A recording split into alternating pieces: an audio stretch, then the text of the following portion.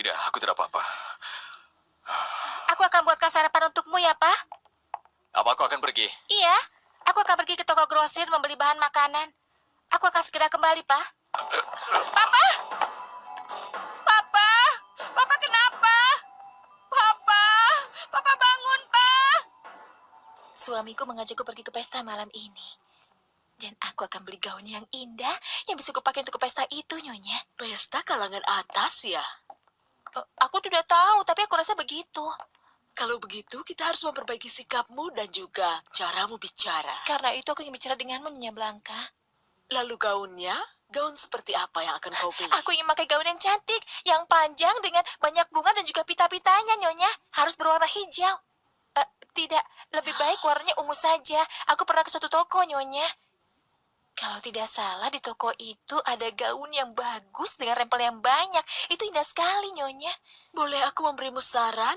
Tentu saja, apa itu? Boleh aku menemanimu membelinya? Tentu saja kau boleh menemaniku, Nyonya Blanca. Dan kau juga harus menata rambutmu. Iya, Kapan pestanya? Katanya akhir minggu ini. Kita tidak punya banyak waktu, tapi aku akan membantumu semampuku. Kita bisa mulai sekarang juga, saat Genaro bersama papamu. Baiklah, Nyonya. Aku tidak sabar.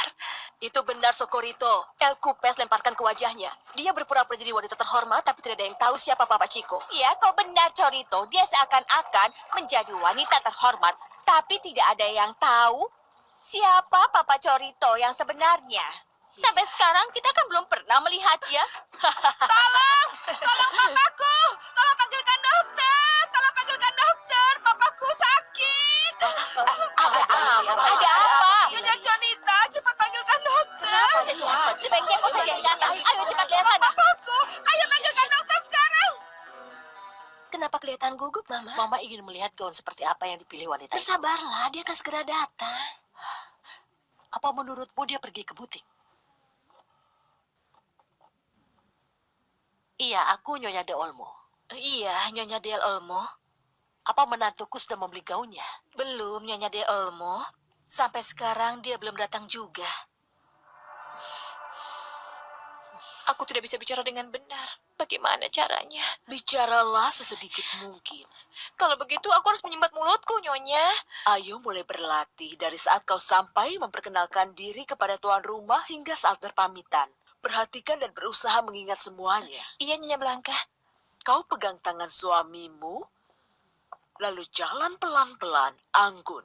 Angkat kepalamu, dan tarik punggungmu. Lihat bagaimana aku melakukannya.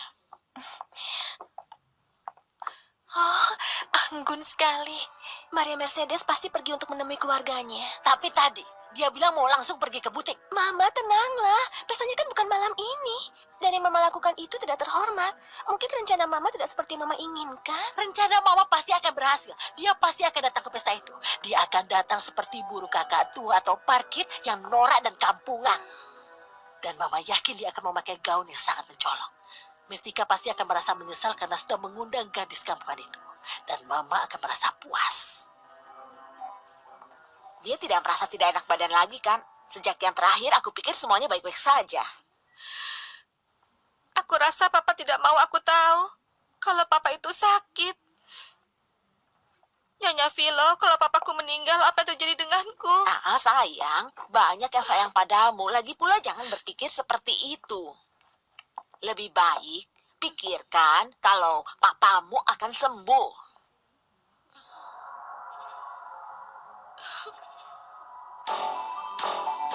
Seperti ini.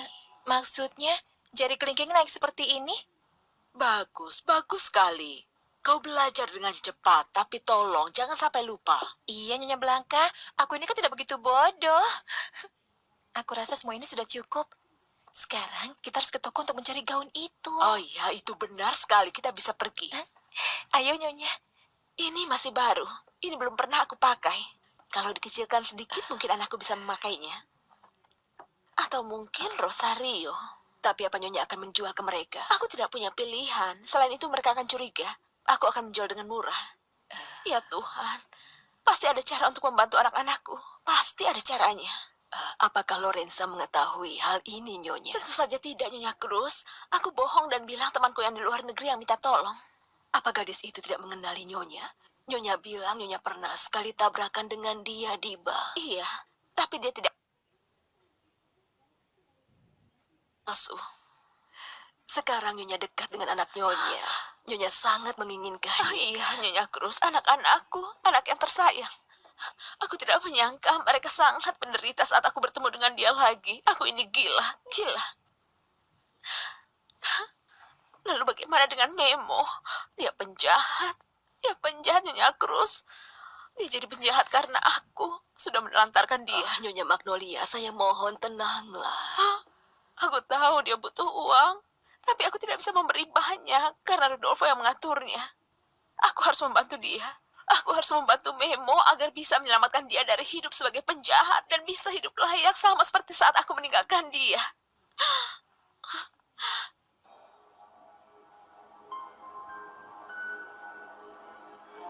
Aku sedang bertemu denganmu, Nyonya. Senang berkenalan.